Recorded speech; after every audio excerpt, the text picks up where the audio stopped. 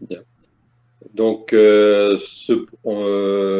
ici, il y a une réflexion qui s'est posée depuis 4-5 ans. Que faire avec des terres de qualité très moyenne? Et la luzerne, pour moi, c'est un peu mon dada depuis très longtemps. Et au hasard de mes pérégrinations, j'ai eu contact avec une personne qui avait conçu elle-même son séchoir, particulièrement avec des balles rectangulaires. Parce qu'on connaît tous le séchoir en vrac. Par contre, le vrac est spécifique pour des éleveurs sur place et ça ne se transporte pas facilement. Et on m'a dit, bah, vous pouvez faire de la luzerne dans votre secteur. Bah, je dis oui, c'est très bien, mais pour la sécher, bah, tous les ans, on a une bonne récolte, une moyenne et une mauvaise. Donc, c'est pas évident. Ce qui a fait qu'on a utilisé donc la réflexion de cet agriculteur qui est en Eure-et-Loire. Et donc, j'ai invité quelques agriculteurs à mes côtés. On est allé voir et on a suivi un peu son raisonnement. Effectivement, c'est possible de faire la, du séchage en grange et en ballot carré. Donc, balle de 2,40 m sur 1,20 m. Donc, chez nous, là, il y a dans notre groupe, on avait des gens qui étaient en bio, qui cherchaient comment valoriser leur luzerne. Et on a des gens plutôt agriculteurs conventionnels qui cherchent à valoriser des terres superficielles de craie. Ensuite, il y avait d'autres motivations, mais bon, c'est aussi la biodiversité, avoir une culture qui rompt les rotations, une culture qui les nettoie, une culture qui, pour les éleveurs de notre groupe, ramène un peu plus de protéines sur place, bien entendu. Et moi, j'avais perçu également une demande de protéines, de fourrage de qualité, soit sur la France, soit l'export, Belgique et autres pays. Donc, pour ce faire, on a commencé à étudier notre système. Il faudrait voir un peu la photo 2, la photo 3. Ouais. Qu'est-ce qu'un fourrage de qualité? Je vais la mettre, ça rame un petit peu, mais je vais arriver dessus. Donc, après, sur les origines et les motivations du projet, il y a dans votre groupe plusieurs publics qui avaient des. Oui, alors On on peut a les peut-être bio, détailler un peu. on a un groupe bio, donc c'est Bioteam de Gouzeaucourt. On a un groupe d'éleveurs, bio et non bio. Et on a un groupe d'agriculteurs conventionnels qui cherchent à valoriser les terres, des mauvaises terres, et puis à vendre leur fourrage. Voilà. Et on a aussi deux adhérents qui sont en conversion bio.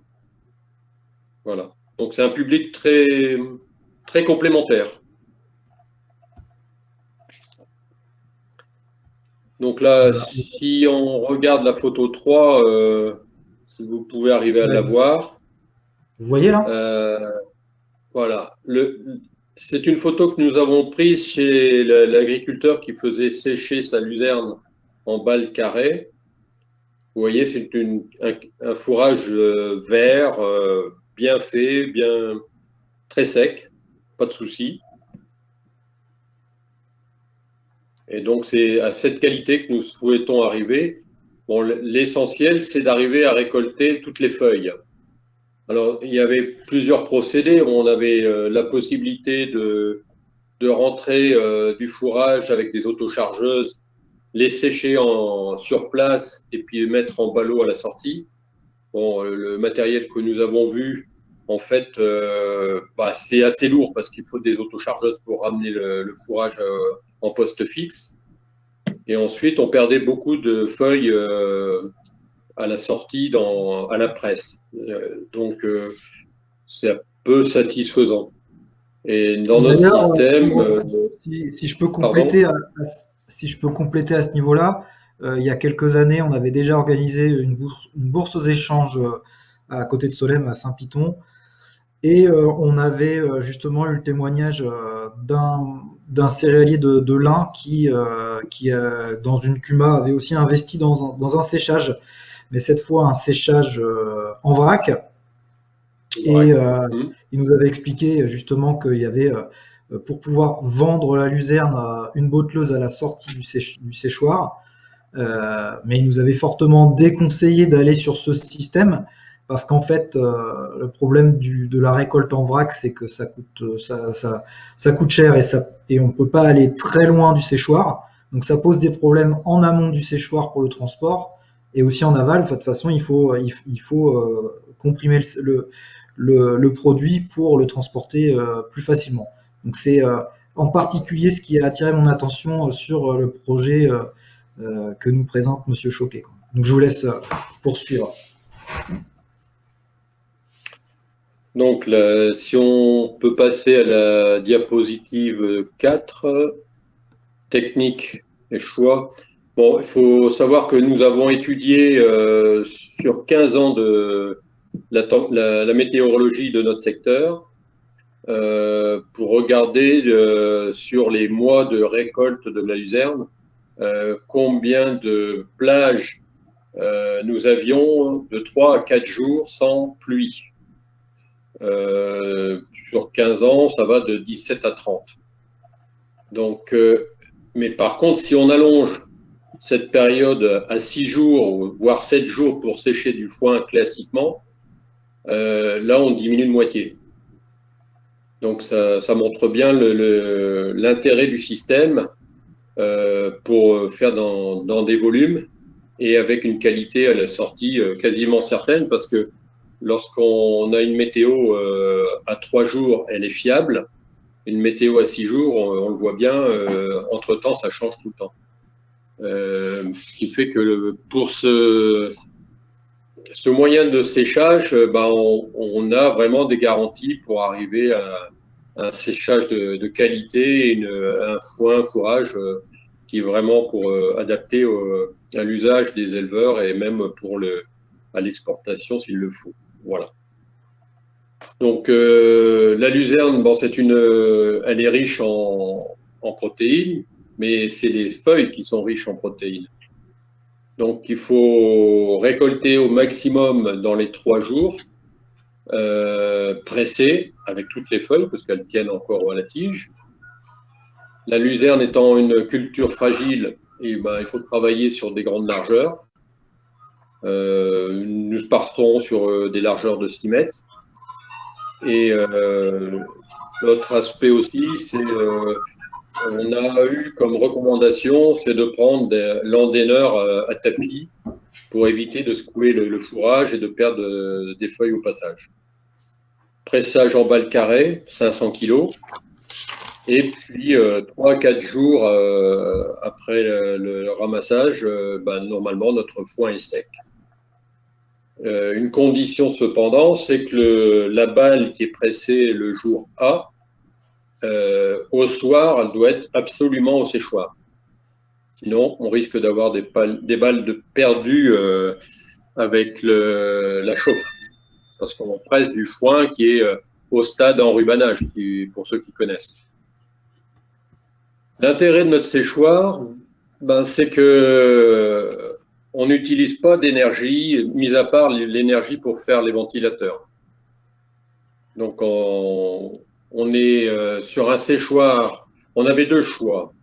Un séchoir qui utilise la chaleur par induction, émise par induction sur un toit de tôle.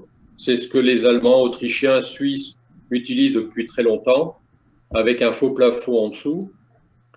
Et nous avons adapté à ce système-là un autre système, c'est on fait un toit classique. Par contre, on met des panneaux solaires par-dessus avec un caisson en dessous qui récupère l'air chaud qui est émis par les panneaux solaires. Sachant qu'un panneau solaire, quand il fonctionne, il peut monter en dessous à 85 degrés. Donc, on ventile les panneaux et on récupère en bout de poids l'air chaud et on l'injecte dans des tunnels sur lesquels on aura posé, je ne sais pas si vous pouvez présenter la diapo avec le toit, enfin le bâtiment. C'est bon. Donc Parfait. vous voyez la forme du bâtiment, c'est un bâtiment classique. Donc on voit des gaines sur le côté, au sol. En bout des gaines, vous avez un couloir technique. Et c'est à partir de ce couloir technique isolé que nous aspirons l'air qui provient du toit recouvert de panneaux solaires. Donc c'est un air qui va être pulsé autour de 40 degrés, 35-40 degrés, qui permet de sécher le foin en 3-4 jours. Donc c'est un système qui a été mis au point par Zeka.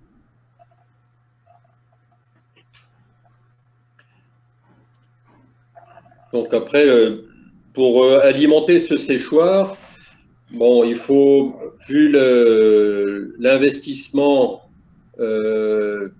et puis la diversité des producteurs, bon, il fallait centraliser ce bâtiment. Il faut organiser les tours pour sécher le foin.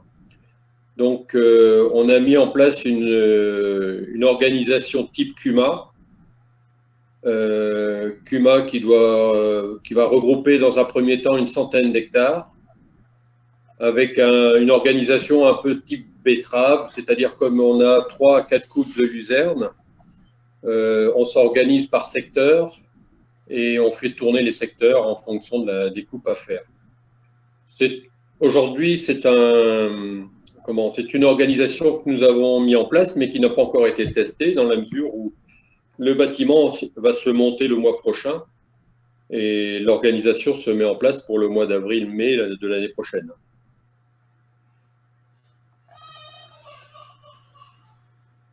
Donc là, on peut passer à la diapo suivante.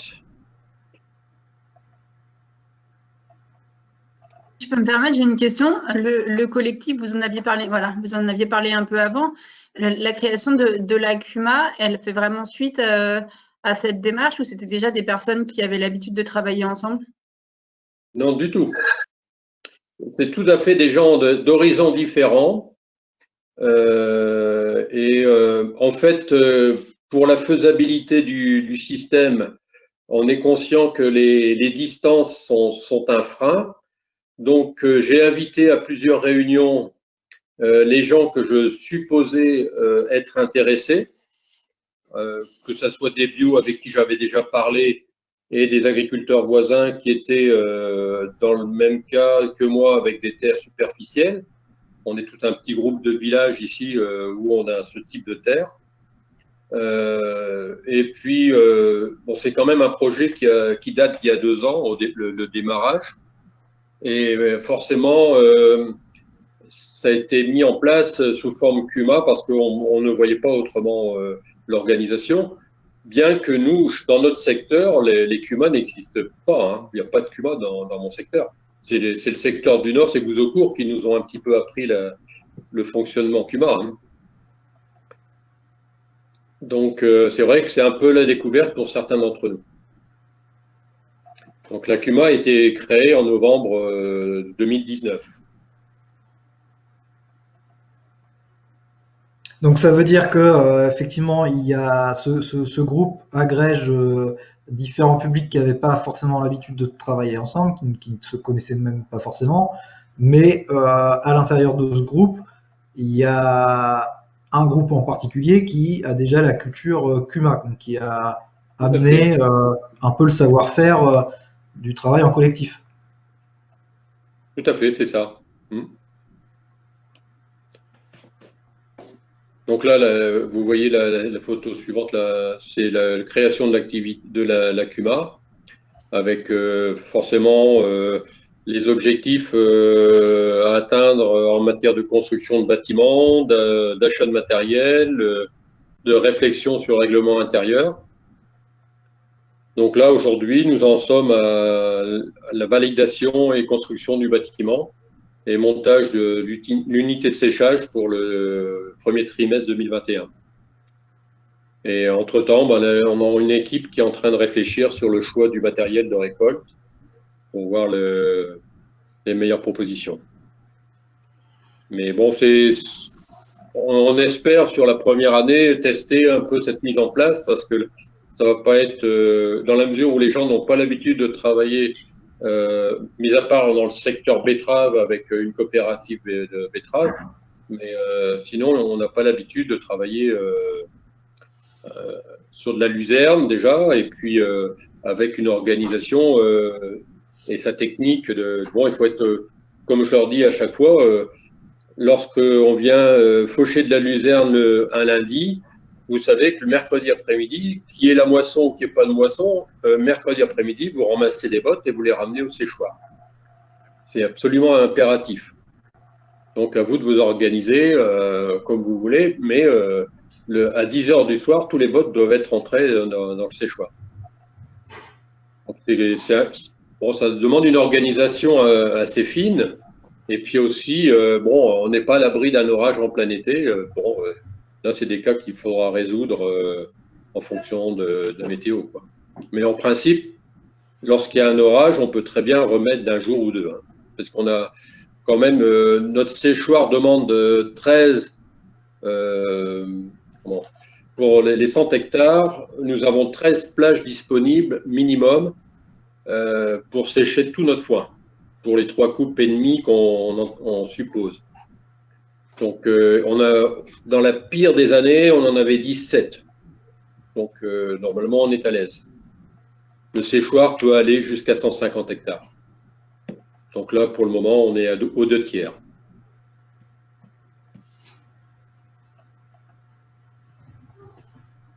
Donc, combien de membres actuellement dans la CUMA? 16. 16. Voilà, avec une partie en bio, une partie en conventionnel. Beaucoup de jeunes, hein, c'est entre 30 et 40 ans, hein, 45 ans maximum. Moi, je suis l'ancêtre dans la bande. Mais c'est vous aussi qui avez un peu plus d'historique, on va dire, sur la réflexion? C'est peut-être. Oui, moi, ça fait 30 ans que je réfléchis à ce projet. Et, bon, c'était je vais dire, dans notre secteur, les agriculteurs étaient trop riches. Les cultures betteraves, pommes de terre, endives, ça ramenait trop. Aujourd'hui, il faut réfléchir différemment. Et puis, la pression sociétale, moins de phyto, le bio, fait que il faut réfléchir autrement. Et la luzerne, c'est un bon compromis dans toute cette réflexion-là, parce que d'un côté, pour les agriculteurs conventionnels, ça allonge les rotations. Pour les bio, ça leur permet de valoriser leur luzerne bio qui est nécessaire dans la rotation. Et les éleveurs, à la recherche de protéines pas trop chères, en substitution du soja, c'est intéressant. Et nos éleveurs, là, ils sont très intéressés par la luzerne parce que même pour le bien-être et la santé de leurs animaux, c'est intéressant. Donc, dans le collectif, il y a des polyculteurs, des cultivateurs stricts et des polyculteurs éleveurs qui seront utilisateurs de la marchandise qui sortira du séchoir.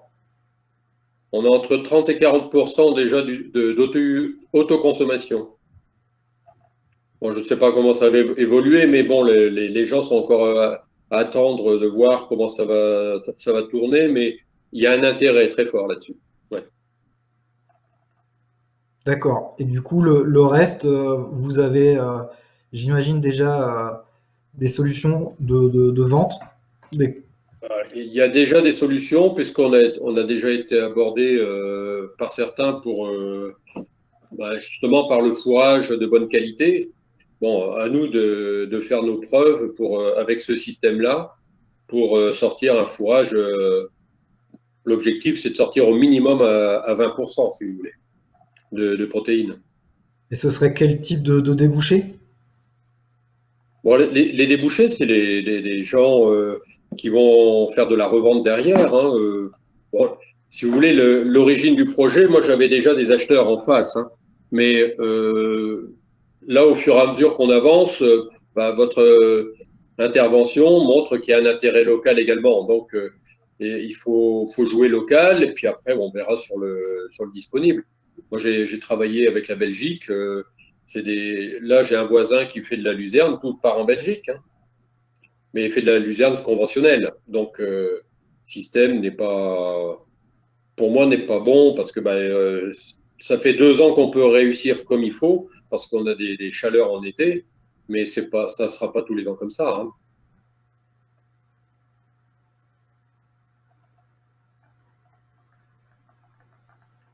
C'est un système qui vient en parallèle à la luzerne qui est emballée sous plastique, l'enrubanage. On est dans les mêmes techniques, sauf que le foin n'est pas comparable à la sortie à l'ensilage, parce que le foin est appétant, l'ensilage c'est acide, et donc pour l'élevage c'est quand même moins intéressant. Et on a plus de risques avec de l'enrubanage à avoir une boule de mauvaise qualité qu'avec des foins séchés comme nous l'imaginons. Et de l'autre côté, du coup, les personnes qui vous achèteraient cette luzerne, ils fonctionnent comment? Enfin, vous dites vous-même qu'il y a beaucoup de variabilité de ce que vous êtes en mesure de produire. Est-ce que vous êtes sur partenariat? Est-ce qu'il y a des engagements pour vous d'arriver à leur fournir un minimum, ou est-ce que eux ont des plans B entre guillemets pour si vous n'êtes pas en mesure de leur fournir la luzerne dans la quantité, dans les timings calendriers prévus, que eux aient quand même toujours des solutions alternatives pour leurs bêtes? À ce jour, on n'a pas aucun engagement de nulle part, hein. On n'a pas encore sorti la production, donc on a été approché effectivement, mais pour nous aujourd'hui, l'objectif c'est de sortir les premières bottes et d'avoir une qualité, parce que on n'a pas encore, bien qu'on ait vu plusieurs installations qui fonctionnaient, je veux dire, sous le mode induction, et non pas, mais avec des ballots carrés, on n'a pas encore vu le système fonctionner. Le système avec panneaux solaires, ça va être le premier monté, hein. Donc, il est innovateur de ce côté-là. Il y a des panneaux solaires qui fonctionnent avec du séchage vrac, mais pas avec des ballots carrés. Bon, les ballots carrés fonctionnent avec l'induction, donc a priori, ça sera encore mieux avec les panneaux solaires. Ça, c'est à peu près sûr, parce que sous induction, il faut vraiment le soleil présent, alors que les panneaux solaires produisent de la chaleur même avec un ciel voilé. Il y a toujours une radiation qui approche les panneaux, et les panneaux fonctionnent, même s'ils fonctionnent à 60% ou à 50%, ils produisent de la chaleur. Donc, on a de sécurité. Ce que vous appelez l'induction, c'est un simple double toit, entre guillemets, sans panneaux solaires. C'est le toit de tôle qui chauffe avec le rayonnement solaire, et en dessous de la tôle, l'air se réchauffe. C'est le phénomène induction. Ok.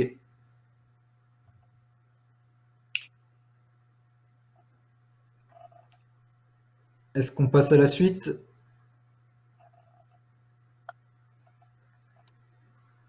Alors après, si on regarde la suite, on peut regarder du côté du matériel, les investissements nécessaires. C'est la diapo 12. Voilà. Donc on a situé un terrain au centre de gravité de notre territoire. Donc ça se situera à Lièramont, qui est en gros à moins de 12 km de l'ensemble des partenaires, des 16 partenaires. Donc c'est assez facile au niveau transport. Donc on a acheté un terrain jouxtant l'exploitation de notre président. Donc on a un investissement prévu du bâtiment avec ses gaines et comment son couloir technique, tout ce qui est béton, mur, toiture, pour 240 000 €. Avec les panneaux solaires, ça nous fera un plus de 110 €. C'est même plus que ça maintenant parce que, compte tenu du raccordement électrique, on aura grosso modo presque 50 000 € de plus, ce qui n'est pas tout à fait normal dans la mesure où on peut pas investir dans le village parce que ça cause des nuisances sonores et on est obligé de sortir du village et puis sortant du village, on est obligé de se raccorder et payer le raccordement. Donc c'est pas tout à fait logique. Ensuite, on a l'unité de séchage. On avait mis entre 190 et 230. En fait, ça sera 220 000 €. Ensuite, on a le matériel de récolte, donc faucheuse à disque, l'endaineur à tapis et la presse à valve rectangulaire. Donc, grosso modo, ça fait aussi un bon 200 000 €. Donc là, on est arrivé à un investissement total qui va tourner autour de 800 000 €.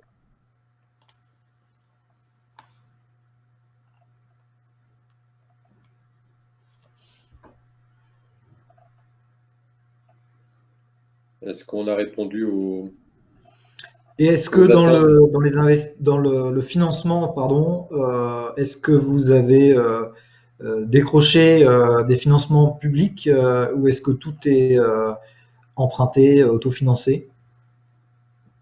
Il y a l'autofinancement avec les parts CUMA. On a reçu du département une subvention de 50 000 € parce que nous avons fait participer à un concours sur l'innovation. Et donc, ils nous ont octroyé une petite subvention de 50 000 €. Et puis, on a fait une demande de PCAE sur le bâtiment classique. Donc là, on n'a pas de résultat encore. On ne sait pas combien on aura, mais bon, j'espère que ça sera accepté. Voilà tout ce qu'on a comme contribution. Je ne sais pas si on peut décrocher d'autres, mais on espère pouvoir avoir quelque chose sur le matériel de récolte. L'an dernier encore, il y avait les PCAE sur le matériel de récolte. Aujourd'hui, il y a un plan de relance. Peut-être on peut en faire partie, j'espère.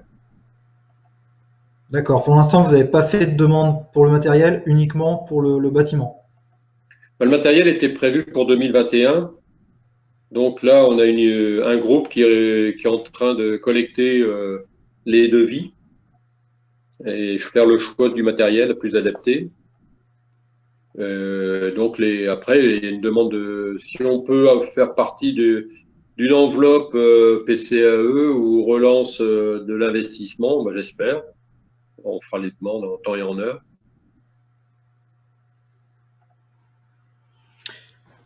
Ensuite, j'avais une question d'un éleveur qui n'a pas pu participer, François Bonamy, qui est éleveur dans l'Avesnois et qui achète presque tous les ans de la luzerne en Bourgogne parce que c'est là qu'il trouve un fourrage de bonne qualité et malgré le transport à un prix très compétitif.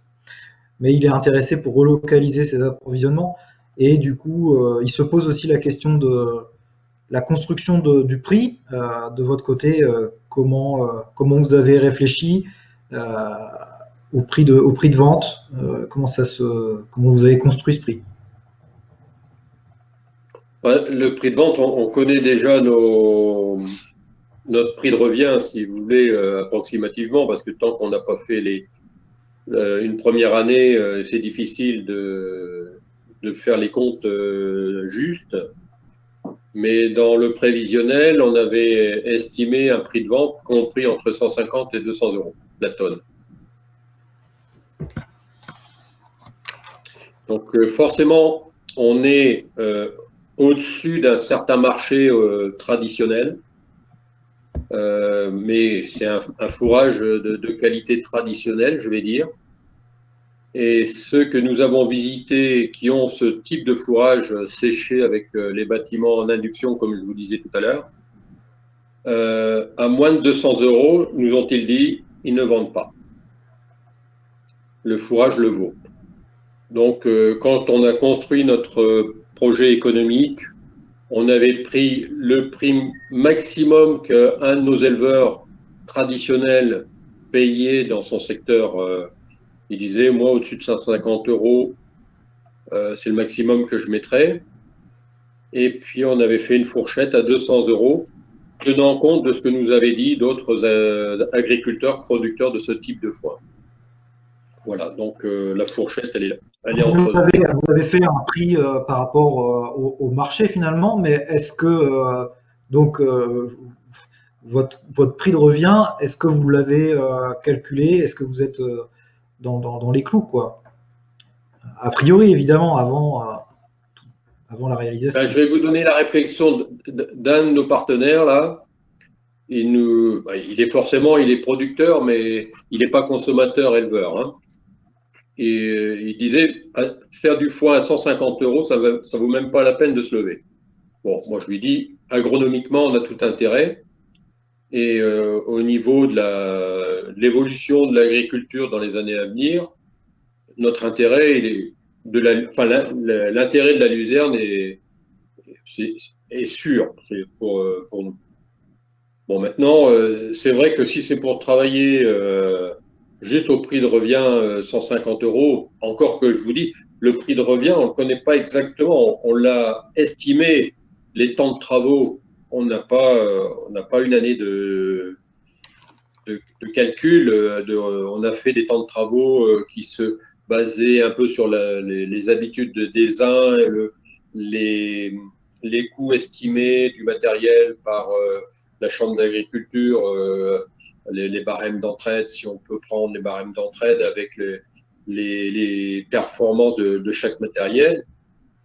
Mais les consommations d'électricité pour les ventilateurs, nous ne les avons pas. On connaît les amortissements approximativement. Par exemple, l'électricité, le raccordement électrique, on l'avait pas au départ, on ne l'avait pas provisionné, mais bon, il nous plombe de 50 000 € quand même, hein. Donc, c'est tout ça qu'il faut revoir. Mais c'est sûr que à 150 €, il n'y aura peut-être pas beaucoup d'intérêt à réaliser, là. Moi, c'est ce que j'entends. Bon, après, il faudra qu'on fasse le point plus précisément lorsqu'on aura un peu d'expérience. Mais c'est un fourrage qui n'est pas de la même qualité que celui traditionnel qu'on peut avoir dans notre secteur. On récolte plus facilement des bâtons qu'un fourrage avec toutes ses feuilles, hein. Alors que là, on a vraiment toutes les feuilles dedans. Enfin, moi, j'ai eu des échantillons de ce fourrage. Franchement, il y a toutes les feuilles dedans. Donc, moi, j'ai été producteur de luzerne pendant des années. On a rarement eu un fourrage de cette qualité-là. Et en plus, il est vert et donc il n'a pas jauni au soleil pendant 7 jours. Je peux amener un témoignage si vous voulez. Nous, dans mon secteur, on a une dalle séchante et donc on a séché 60 tonnes de luzerne de cette manière-là. On travaille avec le groupe Novial pour essayer d'amener des luzernes sur du porc et de la poule. Et donc, Monsieur Jean-Loup Sterrin nous avait donné comme indication que pour avoir une luzerne riche en protéines, il faut la faucher relativement jeune. Donc, on fauchait les luzernes tous les 4 semaines. Et on est arrivé à faire des luzernes à 24% de protéines. Donc, ça commence à être très intéressant, surtout en bio. Et derrière ça, on les a envoyés, ces ballots, à l'UCDV dans l'Eure, qui nous les ont granulés. Donc, il y a possibilité de granuler des ballots. Donc, il y a aussi la possibilité de le transformer en pellet qui peut rentrer dans l'alimentation des porcs et des volailles. Donc ça, c'est dans le cadre de Protéoluz, ce qui est ressorti. Et donc, faut savoir quand même que des pellets de luzerne bio, genre d'aujourd'hui, sur le marché, ça vaut 340 €. Et pour granuler, excusez-moi. Excusez-moi. Et pour granuler une luzerne, on est aux alentours d'un coût de 80 €.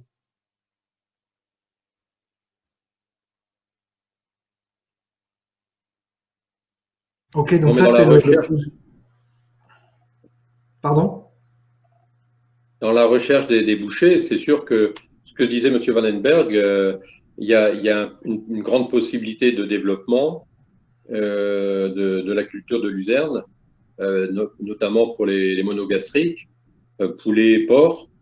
Ceci étant, il ne faut pas perdre de vue le coût énergétique du séchage. Bon, Monsieur Vandenberg, il me semble, et vous avez une installation à poste fixe avec l'utilisation de méthane, il me semble. Ça, oui. Chez nous, le soleil ne coûte pas. Tant que l'État ne nous taxe pas sur le soleil. Non, mais je suis d'accord, mais c'est ce qui était disponible et ce qui nous a permis de pouvoir montrer que de la luzerne jeune coupée toutes les 4 semaines, on est aux alentours des 2 tonnes de matière sèche à chaque coupe. Donc, on a réalisé 5 à 6 coupes et on arrive à des productions de 14-16 tonnes parce qu'on augmente la productivité de la luzerne. Ce qu'on ne s'était pas trop rendu compte.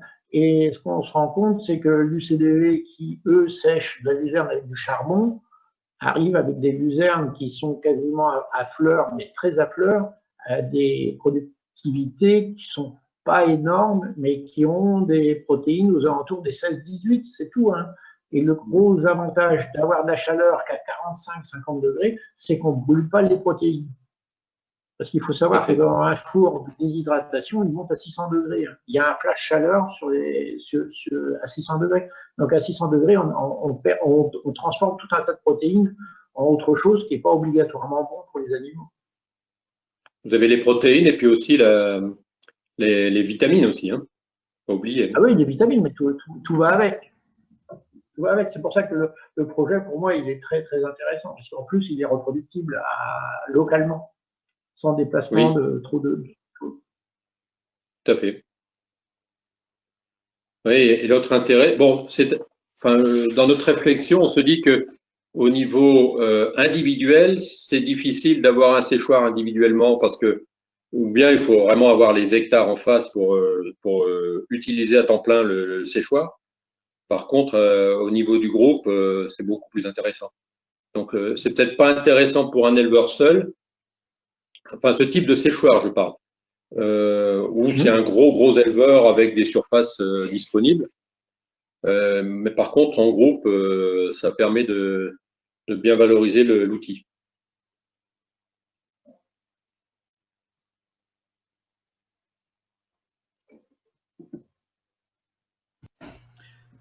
Voilà, est-ce qu'on a fait le tour? Vous avez peut-être encore des questions, Hélène? T'as des questions peut-être? Ouais, ça fait écho à d'autres projets.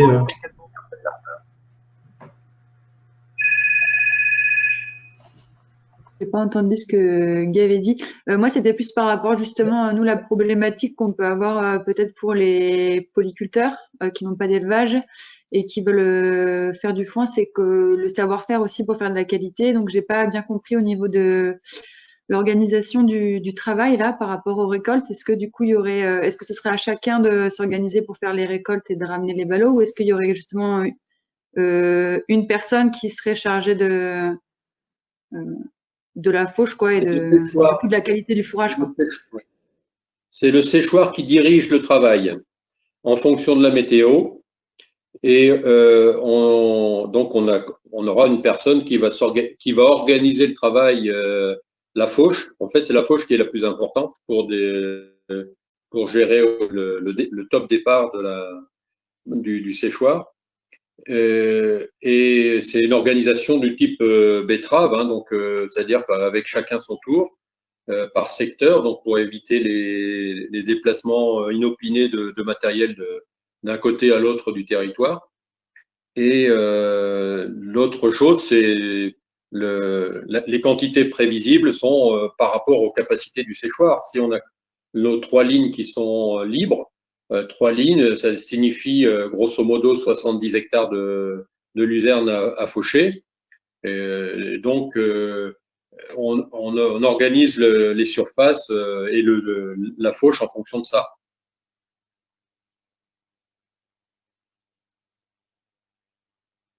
Mais c'est un peu, faut que ça soit quelque part, faut que ça, c'est pas n'importe qui, n'importe comment. Hein, faut que ça soit bien régenté. Et on aura une personne responsable du séchoir. Parce que c'est pareil, la qualité du foin dépend du séchoir et donc il y a une surveillance des ballots qui sont rentrés. Et chaque producteur aura son poids rentré. Guy, tu avais une question?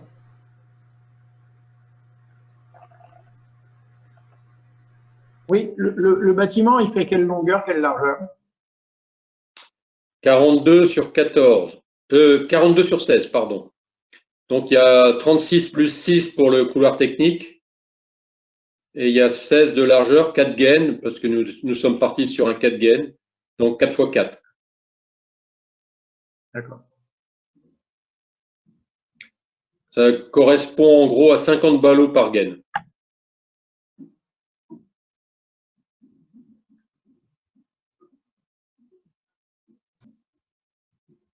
Et vous aviez tout à fait raison. Nous pensions également raccourcir les coupes à 4 ou 5 semaines par rapport à 6 semaines que souvent on préconise pour les fauches de luzerne, pour augmenter la teneur en protéines.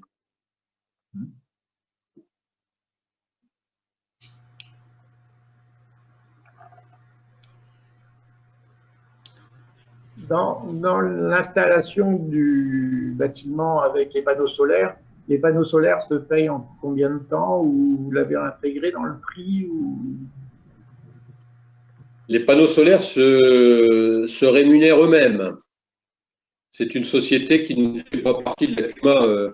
On a dû créer une société à part, une SASU, qui vend l'électricité et qui autofinance le remboursement des panneaux. Donc toute l'électricité est vendue et ça ne sert pas directement, par exemple, à alimenter le ventilateur. Nous sommes consommateurs du sous-produit des panneaux, uniquement. La CUMA utilise le sous-produit des panneaux solaires. Donc le sous-produit, c'est la chaleur qui est générée, c'est ça? Voilà. Ceci étant, on augmente la productivité du panneau parce que comme il est ventilé, il chauffe moins et donc il produit plus, notamment en été. Et la puissance installée, c'est combien alors? Les panneaux ou les ventilateurs? Les panneaux, c'est 100 kVc. 100 kVc, inférieur à 100 kVc pour éviter la demande sur le marché, quoi. D'accord.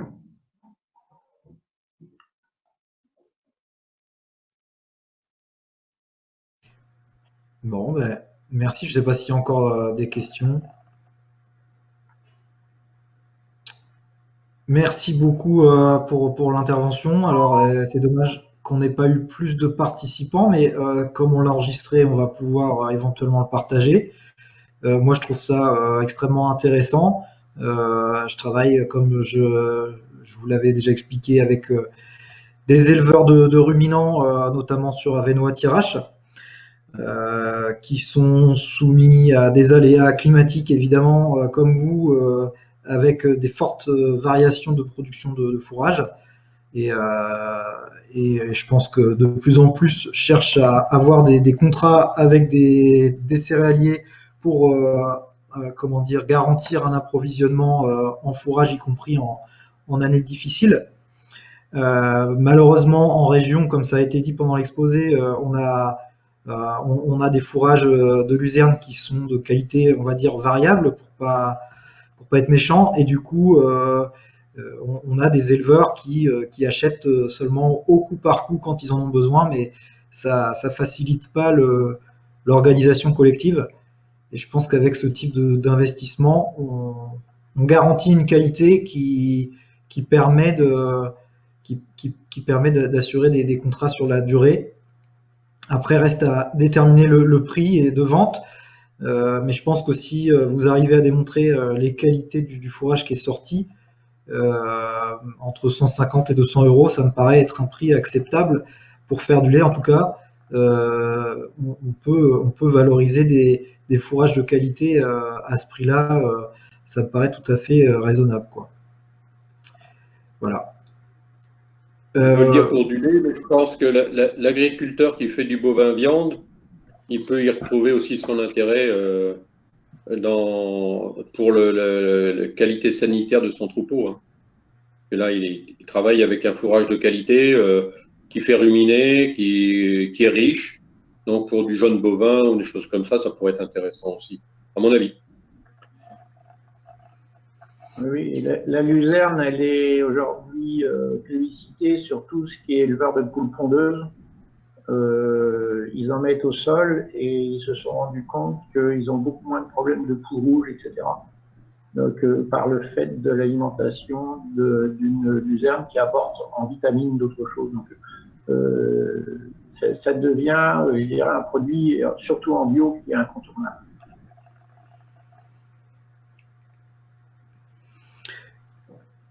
Voilà, donc par la suite dans le programme, on avait prévu une démonstration d'agribiolien.